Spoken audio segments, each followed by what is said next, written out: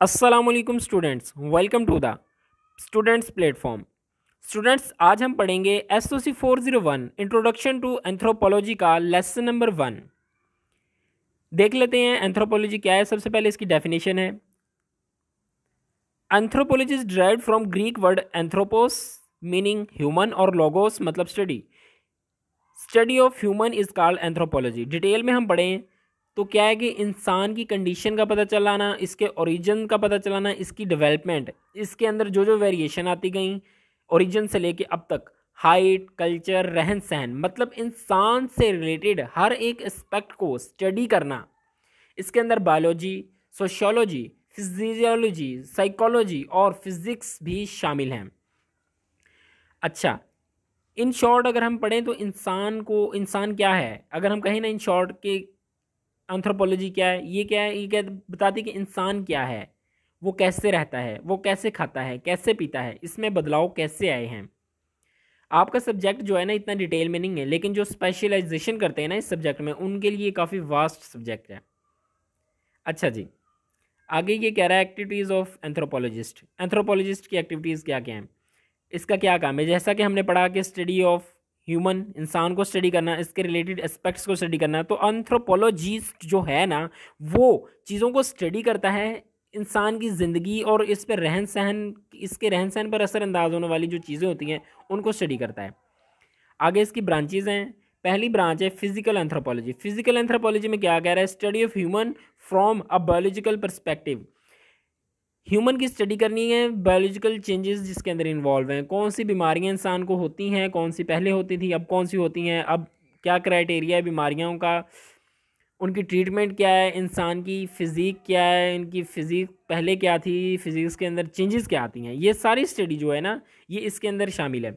आगे इसकी दो कैटेगरीज हैं, ह्यूमन प्लांटोलॉजी और ह्यूमन वेरिएशन है। प्लांटोलॉजी मतलब प्लानट से निकला ही है, जब पहला इंसान प्लेनेट में आया था तब से लेकर अब तक जो स्टडी हम उसकी करेंगे ना, उसके ओरिजिन से लेकर अब तक, उसको कहेंगे ह्यूमन पैलेंटोलॉजी। और ह्यूमन वेरिएशन जो कि मौजूदा वक्त में इंसान के कल्चर को, ट्रेड को, इसका खाना पीना, हाइजीन, रंगत, इसकी स्टडी करना है, इसको ह्यूमन वेरिएशन कहते हैं।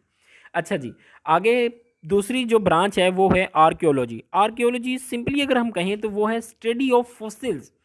फॉसिल्स की स्टडी को हम आर्कियोलॉजी कहते हैं। जैसे डायनासोर की फॉसिल ले लें मिसाल, अभी डायनासोर है ना, डायनासोर के हम फॉसिल निकाले, उससे हमें पता चला है कि इसकी हाइट कितनी है, इसकी फिजिक कैसी थी, ये कैसा था। एक और एग्जांपल ले लेते हैं, मोहनजोदड़ो हड़प्पा की एग्जांपल ले लें। अब इससे हमें पता चलेगा उनके जो बाकियात निकले हैं, उनके फॉसिल्स निकले हैं ना उन इलाकों से, हमें पता चल गया कि वो लोग कैसे थे, कैसे रहते थे, उनकी रहाइश कैसी थी, उनका खाना पीना कैसा था, उनका कल्चर कैसा था, उनकी गलियाँ कैसी थी, मतलब बहुत कुछ जो है हमें फॉसिल से पता चल गया। ये सारा आर्कियोलॉजी है। इससे आगे जो है तीसरी ब्रांच जो है वो है एंथ्रोपोलॉजिकल लिंग्विस्टिक्स।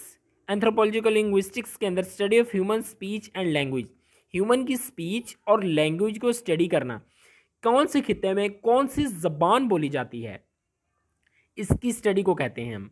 अच्छा, आगे आ गया जी cultural anthropology, study of cultural differences and similarities around the world. ठीक हो गया, पूरी दुनिया के अंदर कल्चर जो है ना उनके मुख्तलिफ, कौन कौन से मुख्तलिफ कल्चर हैं और कौन कौन से डिफरेंट कल्चर हैं और कौन कौन से सेम कल्चर हैं, उनको हम पढ़ते हैं। इसको फर्दर इसने काफ़ी एक्सप्लेन किया गया है कल्चरल एंथ्रोपोलॉजी को। एक चीज़ के अंदर एथनोलॉजी भी कहते हैं हम इसको, कल्चरल को एथनोलॉजी भी कहते हैं, क्योंकि ये comparative study of culture behaviour, मतलब कि लोगों के कल्चर को ना, उनके बिहेवियर को कल्चर के कंपेयर करता है आपस के अंदर, मुख्तलिफ हितों की स्टडी को कल्चर को ये कंपेयर करता है। अच्छा जी, इसकी डिटेल्स के अंदर यही शामिल है, पैराग्राफ के अंदर इंपॉर्टेंट और कोई चीज़ नहीं है। हाँ, areas of specialisation in cultural anthropology, ये 5 चीज़ें बताई गई हैं, ये इंपॉर्टेंट ही आपको बता देता हूँ। पहली है अर्बन एंथ्रोपोलॉजी। इसके अंदर हम क्या चीज़ पढ़ते हैं, इसके अंदर पढ़ते हैं लोग गाँव से शहरों की तरफ क्यों जा रहे हैं, शहरों से जब लोग शहरों की तरफ जाते हैं तो उसकी पॉपुलेशन बढ़ रही है, लोगों का लिविंग स्टाइल बढ़ रहा है, चेंज हो रहा है। मेडिकल एंथ्रोपोलॉजी के अंदर दिन ब दिन कैसे इंसान की सेहत असरअंदाज हो रही है। इसके अंदर ये पढ़ेंगे हम, मेडिकली इंसान की सेहत के लिहाज से हम पढ़ेंगे। एजुकेशनल एंथ्रोपोलॉजी, हर कल्चर के बच्चे किस तरह एजुकेशन हासिल करते हैं, बच्चों को कैसे एजुकेट किया जाता है। मसलन मुसलमान हैं तो बच्चों को पहले कलमा सिखाएंगे, छोटे होते कुरान सिखाएंगे। इसी तरह बाकी कल्चर्स में, बाकी जगहों पे मुख्तलिफ तरीके हैं उनके। आगे आगे जी, इकोनॉमिक एंथ्रोपोलॉजी। इकोनॉमिक एंथ्रोपोलॉजी में क्या है, इसके अंदर हम ये पढ़ते हैं कि किस तरह डिफरेंट कंट्रीज़, डिफरेंट खिते अपनी चीज़ों को प्रोड्यूस करते हैं, अपनी चीज़ों को बेचते हैं, उनकी प्रोडक्शन का तरीका क्या है, सोर्स क्या है। मुसलमान मुल्क में एग्जांपल ले लें आपके, कभी शराब नहीं बनती सरेआम, मतलब इस तरह शराब के लिए कोई मैन्युफैक्चरिंग कंपनी या कुछ ऐसा नहीं है, क्योंकि मुस्लिम कंट्री है। बाकी कंट्रीज़ के अंदर सिस्टम और होगा। अच्छा, ये हम एक चीज़ स्किप करेंगे, इतनी इंपॉर्टेंट नहीं है। आगे हम चलते हैं, common responses to cultural differences. Common responses मतलब हम इसके अंदर नताइज कह सकते हैं। नताइज कल्चरल डिफरेंसेस की वजह से जो नताइज आते हैं ना, दो तरह के होते हैं, एंथ्रोसेंट्रिसिज्म और दूसरी कल्चरल रिलेटिविज्म। एंथ्रोसेंट्रिज्म ये क्या है, इसके अंदर इंसान जो है वो बिलीव करता है कि उसी का कल्चर जो है सुपीरियर है, बाकी कल्चर जो बस ऐसा ही है, उसी का कल्चर ठीक है, वही बेहतर है सबसे। दूसरे रिलेटिविज्म के अंदर क्या है, उसके अंदर यह है कि वो देखता है डिफरेंट कल्चर्स को इंसान, और जो जो चीज़ें उसे बाकियों के कल्चर में अच्छी लगती हैं वो उसे अडॉप्ट कर लेता है। ठीक हो गया। अच्छा जी, आगे जी, रेलेवेंस ऑफ कल्चरल एंथ्रोपोलॉजी। ये क्या चीज़ है, रेलेवेंस है इंपॉर्टेंस। कल्चरल एंथ्रोपोलॉजी की इंपॉर्टेंस क्या है, ये जितना भी लिखा हुआ है हम इसको इन शॉर्ट मैं आपको बता देता हूँ अपनी ज़बान में कि क्या क्या है, ये क्या क्या जिक्र किया गया, सारे इंपॉर्टेंट ये 3 लाइनें जो मैंने हाईलाइट की हुई हैं। अच्छा, हम जब दुनिया की बात करते हैं ना, तो नॉर्मली सबको जनरलाइज कर देते हैं दुनिया के लोग, हम डिफरेंसेस ज़्यादातर ना नहीं समझते।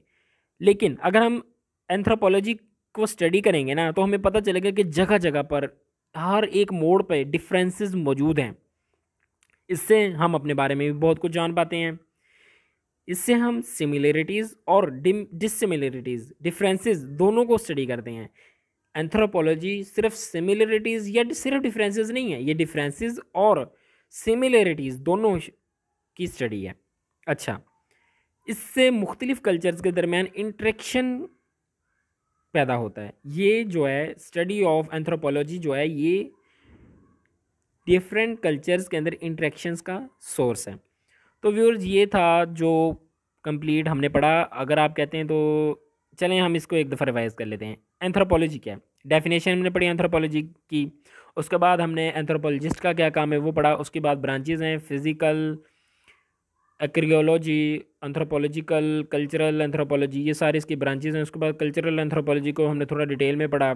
उसके बाद एरियाज़ ऑफ स्पेशलाइजेशन पढ़े, अर्बन, मेडिकल, एजुकेशनल, इकोनॉमिक और फिज़िकल। उसके बाद हमने common responses to cultural differences पढ़ा, रेलेवेंस ऑफ कल्चरल एंथ्रोपोलॉजी पढ़ा।